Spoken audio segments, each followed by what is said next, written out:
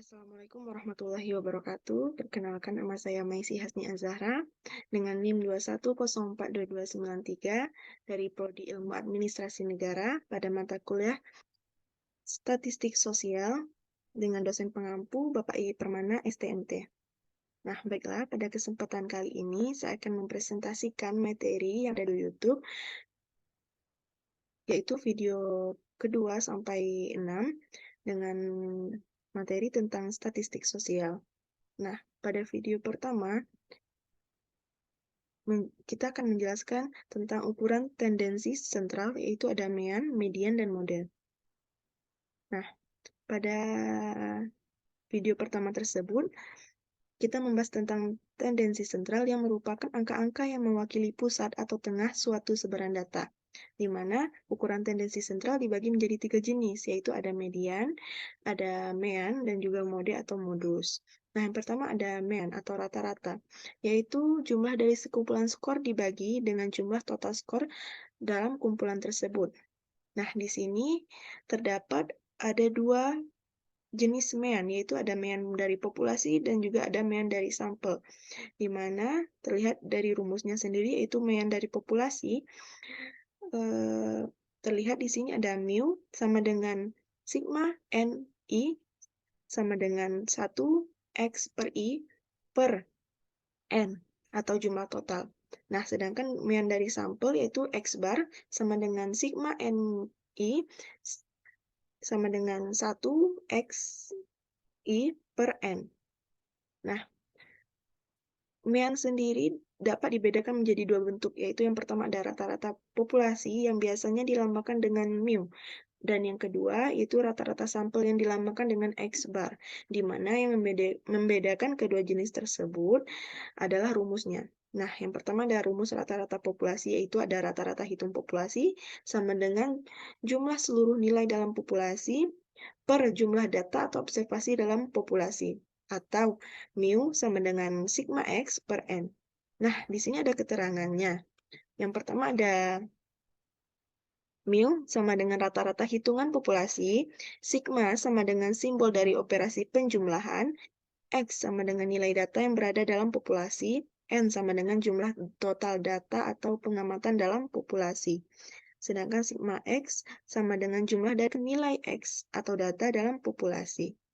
Nah, selanjutnya ada rumus rata-rata sampel, yaitu jumlah nilai dalam sampel per jumlah data observasi dalam sampel, atau X bar sama dengan sigma X per N.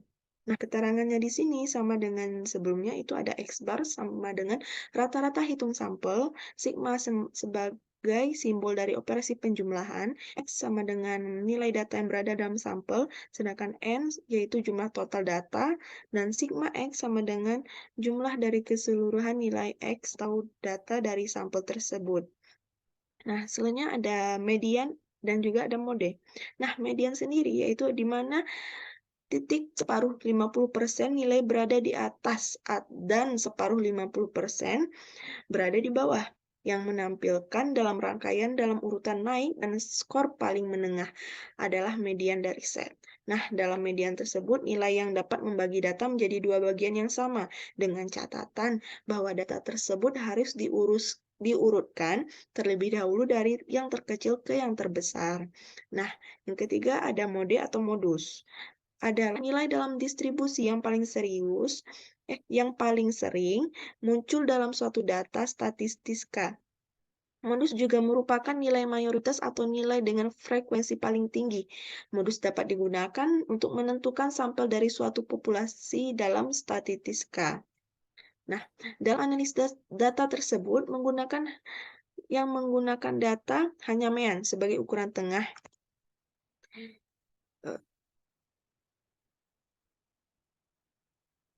Bisa menjadi penyederhanaan yang terlalu besar. Hal ini karena mean dapat dipengaruhi secara signifikan oleh nilai-nilai ekstrim atau outlier dalam data. Dalam kasus di mana ada outlier yang sangat besar atau kecil, mean dapat menjadi representasi yang tidak tepat dari data tersebut.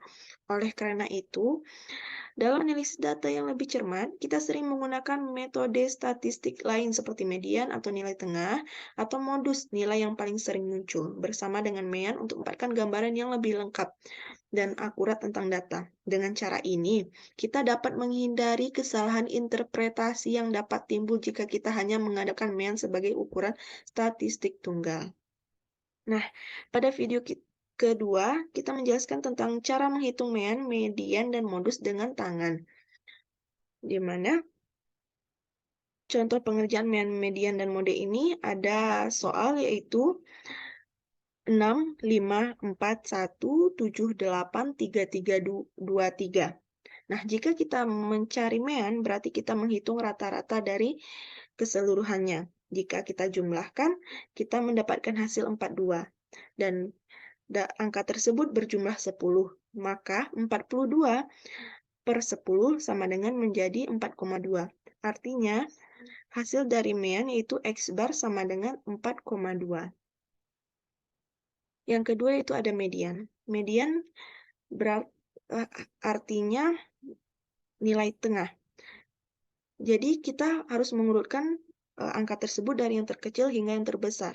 Kita menghasilkan hasilnya yaitu ada 3 ditambah 4/2. Nah, jika kita jumlahkan itu, kita akan mendapatkan hasil 3,5. Artinya median atau nilai tengah dari angka tersebut dihasilkan, yaitu bar sama dengan 3,5. Nah, sedangkan modus sendiri adalah angka yang paling sering banyak muncul. Nah, di sini kita bisa lihat bahwa angka yang sering banyak muncul yaitu angka 3. Sehingga modus dari data tersebut adalah X bar sama dengan 3. Nah, jika kita hasilkan berarti kita mendapatkan hasil mean atau rata-rata sama dengan 4,2, sedangkan median nilai tengah sama dengan 3,5, dan modus nilai yang paling sering muncul yaitu angka 3.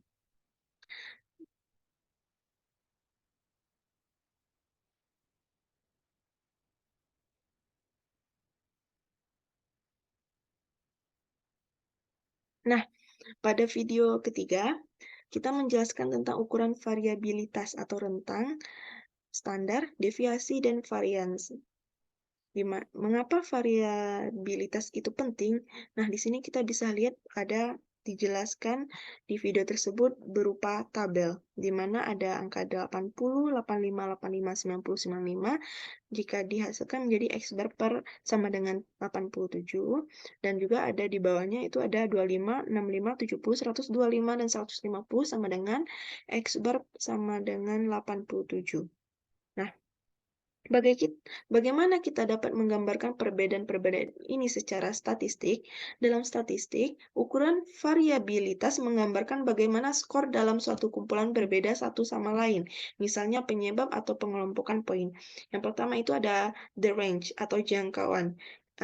Yang mana ukuran variabilitas atau dispersi yang paling sederhana dan didefinisikan sebagai berikut, yaitu the range sama dengan R per H dikurang L. Nah, di sini kita bisa lihat penjumlahan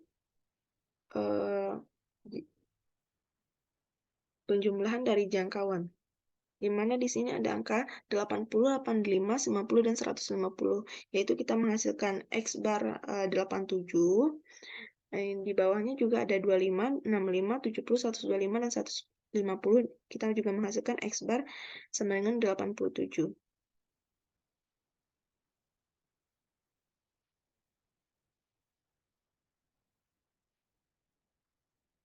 Selanjutnya yaitu ada standar deviation atau deviasi standar, yaitu jumlah standar atau tipikal yang skornya menyimpang dari rata-rata, yaitu sigma dan S atau sigma. Di sini ada contoh gambar yang bisa kita lihat. Nah, yang selanjutnya itu ada menghitung variance atau calculating variance, yaitu ada deviasi kuadrat rata-rata dari mean, itu kuadrat deviasi standar, di mana population itu dirumuskan sigma kuadrat sama dengan sigma square, yaitu juga ada samples atau S kuadrat atau S squared. Nah, di sini kita bisa lihat ada digambarkan bahwa rumus dari menghitung varians. Nah, pada video keempat, kita juga membahas tentang cara menghitung varians deviasi standar dengan tangan. Nah, di sini ada contoh pengerjaan ukuran variabilitas, di mana X bar sama dengan 2 dikali 6. Jika kita ingin mencari ukuran variabilitas, maka kita akan menjumlahkan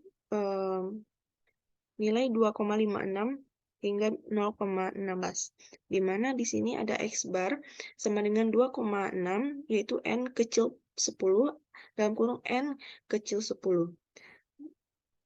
Sigma X per I dikurang X bar kuadrat sama dengan 22 dikali 4. Yaitu kita bisa disebutkan sum of square atau S double X. Nah, di sini ada macam-macam dari ukuran variabilitas, yaitu ada yang pertama simple variance, yaitu S kuadrat sama dengan sigma X per I dikurang X bar kuadrat per N dikurang 1, yaitu dihasilkan bahwa 22 dikali 4 per 9 dihasilkan 22,9. Nah, jika mencari simple standard deviation itu akan berurut. Akar 2,49 sama dengan 1,58. Nah, sedangkan pada population variance itu 22,4 per 10 sama dengan 2,24. Nah, pada nomor 4 ada population standard deviation, itu ada akar 2,24 sama dengan 1,5. Nah, pada video kelima atau video yang terakhir ini kita akan membahas tentang skala pengukuran nominal, ordinal, interval, dan rasio. Nah, di mana skala pengukuran? Skala pengukuran tersebut hanya menggambarkan sifat data. Skala pengukuran adalah skala untuk mengukur, mengklasifikasikan, dan menggambar hubungan antara nilai-nilai yang dikumpulkan dalam variabel. Nah, terdapat ada 4 skala pengukuran, yaitu data berskala nominal, data skala ordinal, data skala interval, dan juga ada data skala rasio. Nah, yang pertama ada data berskala nominal, di mana data berskala nominal ini datanya non-numerik dan hanya bersifat kualitatif. Item dalam himpunan nominal tersebut termasuk dalam suatu kelas atau kategori. Nah, apa saja contoh dari data berskala nominal ini? Yaitu ada jenis kelamin, misalnya ada pria atau wanita. Nah, selanjutnya itu ada orientasi politik, misalnya ada Partai Republik atau Demokrat.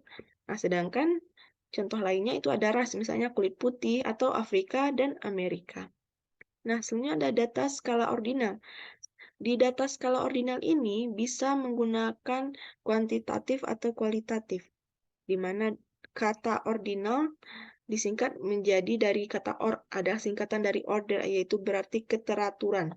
Nah, barang-barang diurutkan dalam arah yang berarti jarak antar barang atau item belum tentu sama. Nah, apa saja contoh dari data berskala ordinal ini? Yaitu ada hasil perlombaan, misalnya ada juara 1, juara 2, juara 3. Atau juga ada sangat setuju, setuju, tidak setuju, dan sangat tidak setuju. Nah, selanjutnya yang ketiga ada data skala interval.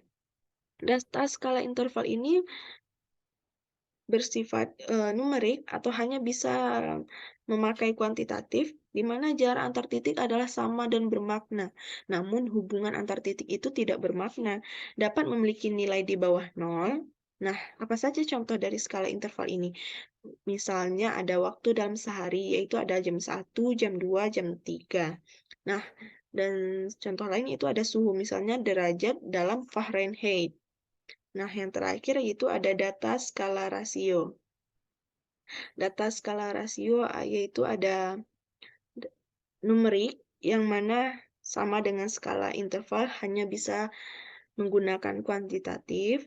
Semua kualitas skala interval ditambahkan titik nol yang sebenarnya. Tidak hanya apapun yang diukur adalah mungkin. Hubungan antar titik tersebut tidak mempunyai arti sama sekali. Nah, namun apa contoh dari data skala rasio ini? Yaitu ada inci, persen pada benar pada suatu ujian. Nah, jumlah uang di dompet Anda. Baiklah, mungkin hanya itu yang dapat saya sampaikan, pada kesempatan kali ini. Mohon maaf jika masih ada terdapat kekurangan atau penjelasan yang kurang kurang teliti atau kurang jelas. Saya mohon maaf atas sebesar-besarnya. Saya akhiri dengan Assalamualaikum warahmatullahi wabarakatuh.